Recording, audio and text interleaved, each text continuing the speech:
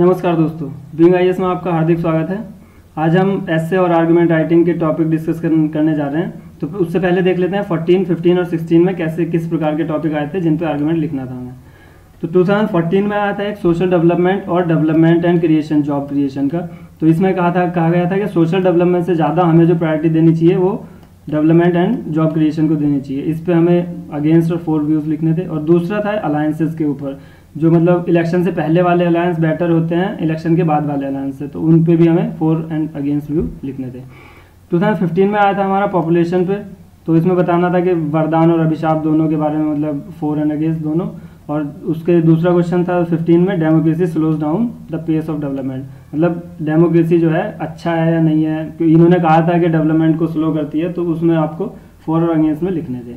2016 के क्वेश्चन थे, India needs to focus on imparting quality education, मतलब क्वालिटी एजुकेशन प्रोवाइड करने पे इंडिया को फोकस करना चाहिए instead of gross enrolment, मतलब नंबर स्कूल में बच्चों का एनरोलमेंट बढ़ाने से ज़्यादा जो है क्वालिटी एजुकेशन पे फोकस करना चाहिए। तो उसके बारे में फॉर में अगेंस्ट में लिखना था। और दूसरा क्वेश्चन था न्यूक्लियर फैमिली के लिए। न्यूक्लियर फैमिली जो है ओल्ड एज होम्स को इंक्रीज कर देगी आने वाले टाइम में, ऐसा कुछ मतलब ट्रेंड देखने को मिल रहा था, तो इस पर भी बताना है। तो आज हम डिस्कस करते हैं, देखिए आगे क्या करते हैं। हमने आज टॉपिक लिया है कि इनकम टैक्स, मतलब agricultural income should be tax और नॉट। तो ये अगर आप द हिंदू आप पढ़ेंगे तो 26 मई का पेपर में मिल जाएगा आपको द हिंदू का। तो अब इसके फॉर अगेंस्ट और बैलेंस्ड अप्रोच देख लेते हैं, क्योंकि ऐसे राइटिंग में भी हमारे काम आएगा ये, अगर ऐसा कुछ भी एग्रीकल्चर से रिलेटेड आता है। तो फार्मर सुसाइड वैसे आ चुका है 2016 में, तो अगर कुछ भी एग्रीकल्चर या फार्मर से रिलेटेड कुछ भी आता है तो इसके पॉइंट वहाँ पे यूज़ कर सकते हैं। तो पहले हम अगेंस्ट व्यू देख लेते हैं। ये कह रहे हैं कि देखिएगा, इनकम टैक्स जो है एग्रीकल्चर का वो एक नई बात नहीं है कि अभी लगाया जा रहा है, क्योंकि अभी कुछ दिन पहले इस पर प्रस्ताव आया था कि इनकम टैक्स लगे एग्रीकल्चरल इनकम पे। तो ये कह रहे हैं कि ये नई बात नहीं है। 1925 में या ब्रिटिश इंडिया में पहले भी इनकम टैक्स लगता रहा है एग्रीकल्चरल इनकम पे, और पहले भी बहुत सारी कमेटीज़ गठित हो चुकी हैं इसको देखने के लिए कि हाँ इनकम टैक्स लगना चाहिए या नहीं लगना चाहिए। वो जो एग्रीकल्चरल इनकम है उसको डिसाइड करने के लिए बहुत सारी कमेटी गठित हो चुकी हैं। तो ये कहते हैं कि अगर हम देखें कि ग्रोथ कैसा है एग्रीकल्चर इनकम का, एग्रीकल्चर का कैसा ग्रोथ है, तो 91 से 2016 तक जो है एग्रीकल्चर शेयर डिक्रीज हो चुका है 32% से 15% पे। तो ये थोड़ा डेटा इसमें आराम से यूज़ कर सकते हैं और इजी भी है, कोई हार्ड नहीं है। और दूसरी ये बात कहते हैं कि देखिएगा, एजुकेशन अगेंस्ट में ये बात कर रहे हैं कि मतलब इनकम टैक्स नहीं लगना चाहिए एग्रीकल्चर पे, एग्रीकल्चरल इनकम पे। तो ये यहाँ पे एक और एग्जांपल देती है कि एजुकेशन और हेल्थ को प्राइवेटाइज करने की वजह से जो रूरल हाउस होल्ड हैं या किसान हैं उन पे बहुत ज़्यादा इफेक्ट पड़ा है इस चीज़ का, क्योंकि उनके लिए और महंगी हो गई हैं चीज़ें, और पहले ही उनके पास पैसे कम होते थे, इनकम कम होती थी उनकी, तो और भी इन दो चीज़ को प्राइवेटाइज करने से और महंगाई बढ़ गई है उनके हिसाब से। और आगे कहते हैं कि अगर देखा जाए कि इनकम एक्सपेंडिचर गैप को अगर देखा जाए तो वो जो मेजोरिटी ऑफ फार्मर्स जो मतलब छोटे किसान हैं उनके लिए वो नेगेटिव में चला जाता है। तो क्या करते हैं वो लोग, या तो उधार लेते हैं, मतलब वही जो हमारा स्ट्रगल के टाइम पे होता था कि लोग उधार लेते रहते थे और चुकाया जाता नहीं था। तो उसी हिसाब की कंडीशन अभी भी है जो स्मॉल फार्मर्स हैं उनके लिए। और ये कहते हैं कि अगर मतलब देखा जाए तो 1/3 जो फार्मर्स हैं उन्होंने ऐसा मतलब डिज़ायर एक्सप्रेस करी है कि अगर उन्हें कोई ऐसा ऑक्यूपेशन मिल जाए रेगुलर इनकम वाला तो वो एग्रीकल्चर को छोड़ भी देंगे। तो ऐसा मतलब डिज़ायर उनकी जाहिर हुई है। और ये कहते हैं कि अगर एग्रेरियन डिस्ट्रेस को देखा जाए तो वो रिसेंट टाइम में बढ़ा है, क्योंकि फार्मर सुसाइड्स बढ़ रहे हैं और जो एग्रेरियन सेक्टर है वो डीप क्राइसिस में है। और ये कहते हैं, एक और पॉइंट यहाँ पे लिखते हैं कि instead of finding viable policy, मतलब एक अच्छी पॉलिसी खोजने के बजाय तुम जो हो, और वो भी इसको आइडिया मतलब ये टैक्सिंग का आइडिया आप ला रहे हैं, और इससे तो अच्छा कि आप अच्छी सी पॉलिसी लाएं। ये तो ये सनी देओल वाली बात होगी कि तिरपाल खरीदने की हैसियत नहीं है और गोलीबारी की बात कर रहे हैं। तो उस टाइप का आप अच्छी इनकम, अच्छी पॉलिसी लाके इम्प्लीमेंट करें instead of floating the idea of taxing farming income. तो ये इस बात को ये अगेंस्ट में कहना है कि इनकम टैक्स नहीं लगाना चाहिए एग्रीकल्चर इनकम पे। अब देखते हैं फॉर व्यूज देखते हैं। तो ये फेवर में कहते हैं, देखिएगा ये भी उसी सेम बात को कहते हैं कि ऐसी बात, ये कोई नई बात नहीं है कि एग्रीकल्चरल इनकम पे टैक्स लगाया जा रहा है, क्योंकि पहले से भी हैदराबाद, कर्नाटक एरिया और बहुत सारे एरियाज में जो है फार्मर प्रोड्यूस पे टैक्स लगाया जाता रहा है। और इन्होंने डिसीजन लिया था कि इस टैक्स को ख़त्म करने के लिए, क्योंकि जो सक्सेसिव मानसून फेलियर हुए थे उसकी वजह से इन टैक्सेस को हटा दिया गया था। तो इसलिए ये कोई नई बात नहीं है और इनकम टैक्स लगा दिया जाना चाहिए, वो भी मगर हिसाब से ये आगे बात करते हैं कि कैसे लगाएं या क्या करना चाहिए आगे। तो ये कहते हैं, देखिएगा, ये कहते हैं इनएक्टिव फार्मर्स जो हैं वो अपने खेतों में काम तो करते नहीं हैं और ज़्यादा लग्जरियस गाड़ी रखते हैं और आराम से घूमते फिरते हैं, तो उन जैसे जो फार्मर्स हैं उन पे टैक्स लगाना चाहिए।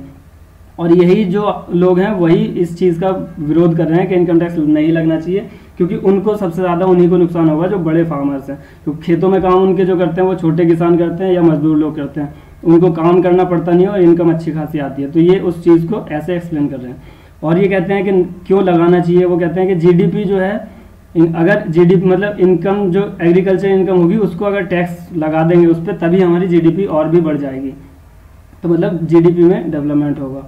और क्या कहते हैं कि हम मतलब अभी तक गवर्नमेंट को या मतलब हम नॉर्मल लोगों को ये पता भी नहीं है कि कहाँ कहाँ से ये कितनी इनकम होती है एग्रीकल्चर सेक्टर से। और कहते हैं कि अगर मतलब इसको ये कहते हैं कि लगाना चाहिए इनकम टैक्स जो है एग्रीकल्चर पे, लेकिन उसको स्लैब्स में लगाना चाहिए, जैसे कि अदर सेक्टर्स में लगता है जो इनकम टैक्स नॉर्मली लगता है, उस हिसाब से स्लैब्स में लगाना चाहिए। छोटे फार्मर्स को एक्सक्लूड कर देना चाहिए, जो मतलब 2-3 एकड़ वाले हैं, 2-3 हेक्टेयर वाले किसान हैं, तो उनको एक्सक्लूड कर देना चाहिए, उन पर टैक्स नहीं लगाना चाहिए। और ये कहते हैं उस बात को सपोर्ट करने के लिए कहते हैं कि पहले भी बहुत सारी कमेटी, डॉक्टर अंबेडकर जी ने भी टैक्स का सपोर्ट किया था, और जी टैक्सेशन इंक्वायरी कमेटी कमीशन बना था, उसने भी इनकम टैक्स लगाने की बात करी थी एग्रीकल्चर सेक्टर पे। तो ये बातें सब करते रहे हैं पहले से, लेकिन क्वेश्चन है कि कौन ये काम करेगा, मतलब बिल्ली के गले में कौन घंटी बांधेगा। क्योंकि अगर ऐसा करा जाएगा तो बहुत सारे जो है वोट गवर्नमेंट के जो भी पावर में होगी उसके वोट बैंक की पॉलिसी जो है वो खराब हो जाएगी, वोट कम हो जाएंगे, उनका वोट शेयर कम हो जाएगा। तो इसलिए क्वेश्चन आ रहा है कि कौन ऐसा काम करे।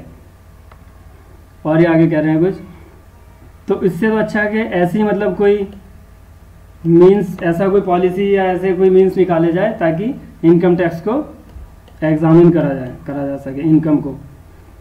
और ये कहते हैं कि जी ऐसे जो है जो इंडस्ट्रियलिस्ट हैं, जो बड़े फार्म में काम करते हैं, जो ऐसे किसान हैं जो बहुत बड़े लेवल के किसान हैं, जो खुद काम नहीं करते, लग्जरियस गाड़ियों में घूमते हैं, उस टाइप के किसान जो हैं उनको, और जो कॉरपोरेट फार्म्स हैं उनको, उन पे मतलब इन जो बड़े फार्म्स हैं जो मतलब कॉरपोरेट लेवल पे, कमर्शियल लेवल पे फार्मिंग कर रहे हैं, उन जो फार्मर्स हैं उनको टैक्स लगाना चाहिए उनके ऊपर। अब देखते हैं बैलेंस्ड अप्रोच में क्या कह रहे हैं। ये भी कहते हैं कि देखिए बातें तो पहले से होती रही हैं, लेकिन 2 फैक्टर मेन रहे हैं जिसकी वजह से इनकम टैक्स एग्रीकल्चर पे नहीं लग पाया। एक तो पहली बात ये कहते हैं कि 60% फार्मर्स जो हैं वो स्मॉल फार्मर्स हैं, स्मॉल लैंड होल्डिंग्स है उनके पास, मतलब 2 से 3 एकड़ वाले जो फार्मर है, तो उन पे तो लगाने का हिसाब ही नहीं बनता, क्योंकि तो उनका तो इनकम और एक्सपेंडिचर गैप ही निगेटिव में जाता है, तो इसलिए उन पे तो सवाल ही नहीं उठता इनकम टैक्स लगाने का। दूसरी बात ये कह रहे हैं कि जो उनकी जो इनकम होती है वो भी बहुत वेरिएबल होती है, क्योंकि मानसून पे डिपेंड करती है, और उनको अभी तक ऐसी कोई स्कीम, क्योंकि अभी तो 15 में 16 में आ चुकी हैं 2-3 स्कीम, जो फसल बीमा योजना ऐसे करके, तो ये 2-3 योजनाएं भी आप लिख सकते हैं, इसमें 1 या 2 भी लिख सकते हैं, तो अच्छे पॉइंट्स आ जाएंगे आपके पास। तो वो कहते हैं कि पहले तो ऐसा कोई इंश्योरेंस पॉलिसी भी नहीं थी कि अगर मानसून फेल हो गया तो उसकी वजह से जो फसल फेल हुई है तो उसकी भरपाई हो जाए किसानों की। अभी तो खैर आ चुकी है, तो इसको थोड़ा सा मॉडिफाई करके लिख देंगे। और जो है कि यंग जो पीपल हैं वो किसान खेती की तरफ जो है अट्रैक्ट नहीं हो रहे, क्योंकि ऐसा मतलब फेलियर, इतना मानसून रेगुलर नहीं है और इनकम भी आजकल इतनी खास नहीं हो रही है। जो छोटे या मीडियम लेवल के किसान हैं, जो अच्छी आमदनी जो हो रही है वो सिर्फ बड़े किसानों को हो रही है। तो ये उसके लिए सजेस्ट करते हैं, एक पॉइंट सजेस्ट करते हैं कि हमें जो है जो बड़े किसान हैं, मतलब एक थ्रेशोल्ड के बाद जो है उसके बाद किसानों को सब्सिडीज जो है नहीं प्रोवाइड करनी चाहिए, और जो छोटे किसान हैं उनको सब्सिडीज प्रोवाइड करनी चाहिए। तो आगे ये कहते हैं कि अगर हम टैक्स लगाना चाह रहे हैं तो पहले हम देख लें कि उसमें एग्रीकल्चर फील्ड में क्रेडिट को पहले से बढ़ा दें, और उससे ताकि लोगों का इंटरेस्ट बना रहे, और जो डिपेंडेंट है, जो रेन पे डिपेंडेंट है या हिली या कोस्टल एरिया में है, उनको सब्सिडीज प्रोवाइड कर दें। तो ये 2-3 पॉइंट यहाँ पे सपोर्ट करने के लिए देते हैं। तो दोस्तों इन तीनों पॉइंट के हिसाब से हम इंट्रोडक्शन में कुछ डेटा के साथ और जो कमेटीज़ बनी है उनके बारे में थोड़ा लिख देंगे, और बीच में मेन बॉडी में निगेटिव का पॉइंट रख देंगे, जो सबसे पहले हमने डिस्कस किया अगेंस्ट व्यू, और दूसरे में फिर उसी पैराग्राफ जो बॉडी आएगी हमारी उसी में जो है हम 4 व्यूज भी लिख देंगे जो फेवर में बात कर रहे हैं, और उसके बाद जो बैलेंस्ड अप्रोच है कंक्लूजन में लिखेंगे हम। तो ये 2-3 पॉइंट जो उसको सपोर्ट करने के लिए इन्होंने बताए हैं, या पहली वाली दोनों मतलब 4 अगेंस्ट वालों में भी कुछ पॉइंट डिस्कस किए गए, तो उनको कम से कम मतलब 3-4 लाइनों में उसको लिख देंगे, तो ऐसे हमारा कंप्लीट हो जाएगा। तो दोस्तों आज के डिस्कशन में बस इतना ही। Thank you.